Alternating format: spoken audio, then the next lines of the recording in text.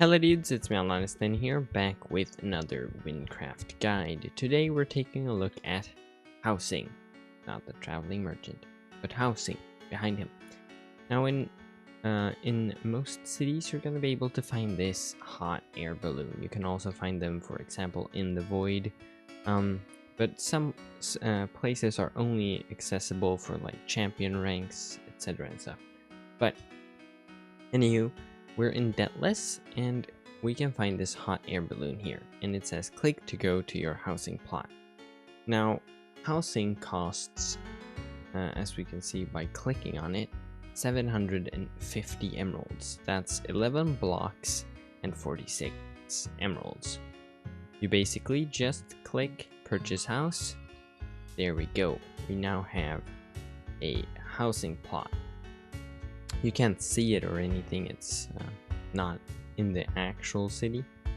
If we click on it, you can now see three different options here. You can go to your house, you can join another player's house, and also move your house here. Now, we're already in Debtless, but let's say you have one in Sinfras. You can go to the Debtless one, for example, or vice versa. And you can, for the same price as it costs, move it here. And you would, of course, keep the builds you have on it, but the price would be the price of a new island. And we're gonna take a look at the join another player's house in just a bit. Now, let's start with actually visiting your housing plot. You walk up to the hot air balloon, and you can click go to your house. Now, let's say your house is in Sinfras. You can still be here in Debtless and visit your housing plot. You can visit it from any city, but once you leave it, you're back in the city that you joined it from, not the city it's actually located in. So our house could be in Sinfras, you could join it from Debtless, but when you leave, you get sent back to Debtless.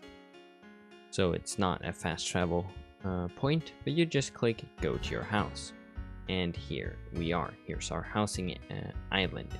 Now we're gonna take a look at all these things in just a bit, but first we're gonna go over some commands. Okay, so there are a few commands when it comes to housing. They all start with /housing and then something. So first of all, there's /housing edit that allows you to edit your island. Then there's /housing invite, meaning you can invite other players to your island. You have to, of course, add the name afterwards. /housing visit. You can't be on your island when you do the visit command. You have to be outside near the hot air balloon. Then there's /housing leave, to leave your or someone else's housing plot.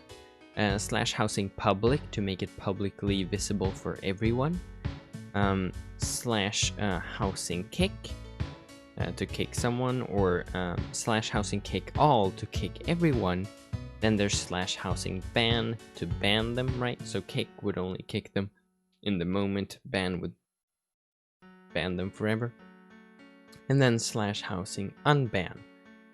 And if you interact with the block bank, the housing edit command is automatically triggered. So if we interact with it, it's now automatically in edit mode, so we can now edit the world. I've now left the housing island, and now we can try joining someone else's housing plot, right? So if you get an invite, you can do /housing visit the player's house, or you can actually click in chat directly when you get the invite. Also, if we click here, you can now see the ones we are invited to and also public ones, right? So you can click on it. You need to be close to the hot air balloon, and you can't be on your island when trying to visit someone. So now you visit someone's world, right? You can use the command or click. And now we're here. Hello. That's me. And now to leave, we can just do housing leave. There we go. Okay, so let's say we want to edit our housing island, right? You can of course, now we're not in housing edit mode, so we have to do /housing edit to enable it, right? So now we can delete blocks. You can dig like this. I haven't tried how how far you're able to dig. We could try that. But there, okay, the bottom is basically the stone, right? So you can dig all of the dirt. And you get all the blocks that you delete, so you can just place them all back. And now I have one block too many. Okay, just throw that out. Okay, so housing edit to start edit your island. Then there's the block bank and the block merchant, which we're gonna take a look at right now. Okay, so let's start with the block bank. This is the block bank. You can basically store blocks here. You get a starter set of blocks to build with. You can also buy more blocks at the block merchant right next to us here. There's 12 pages, and they all cost money, and they require a specific level. That's basically all of the block bank. When you open it, it also triggers the edit mode onto the block merchant. Now the block merchants sell both blocks and also kind of merchant or NPCs, right? So they're stone blocks for mining materials. You buy blocks with materials that you gather, right? Wood type blocks cost wood cutting. Nature cost farming materials. Decoration cost fishing materials. And then NPCs, those cost emeralds. Once you actually open a specific category, you get your inventory back, so you can, carry money or ingredients to or materials to buy stuff with, right? But otherwise, you won't have access to your normal inventory. So you can, for example, buy, the bank or a build stand or an item identifier or all the crafting stations. We can also see the price here. The bank is 2 LE, all the crafting stations are 2 LE, a build stand is 4 LE, it seems. The trade market is 2 LE, powder master also 2 LE, so 2 LE for everything, but then 4 LE it seems to be. I don't know the exact amount, but it could be around 4 LE. For the build stand, everything else is 2 LE. And then, when we go back to the other categories, we can see stone type blocks. You can go through different pages here, and they all cost different ingredients. So you can, level 40, level 30, level 20, and level 1 and level 10. So different blocks cost different materials. So for example, I have sandstone, so I can buy the sand materials here. So let's say we buy chiseled sandstone. We just buy that. It adds to your building inventory, so you can't see it here because there are 2 different inventories. And if we go back here, you can see this is what we got right now. We can head over here and then level 30. So this is, level 1, level or 110. No, wait. Yeah, 110. They skipped 20, it seems. Yep, they skipped level. This is level 10, but level 20 disappears. Because the willow trees are actually also built with spruce blocks, I think. So it wouldn't make different blocks. So let's say we buy some acacia wood here, and then some planks and stuff. And then you can head back and get nature type blocks. They were farming, so we can buy acacia leaves or cobweb. There's a lot to choose from, but it seems to go up to level 60 here. I think the stone went up further. It went up to 110 even. So Dernic ingredients for bedrock or obsidian or glowstone. So depending on the amount of blocks that are available, here we can see skywood, right? Different levels for the actual material. Here it only goes up to decay, so level 70. So different levels, right? But let's just try buying for some of these, and then we have decoration type blocks, and they also span up to higher levels, it seems. Here we can see starfish level 100, koi.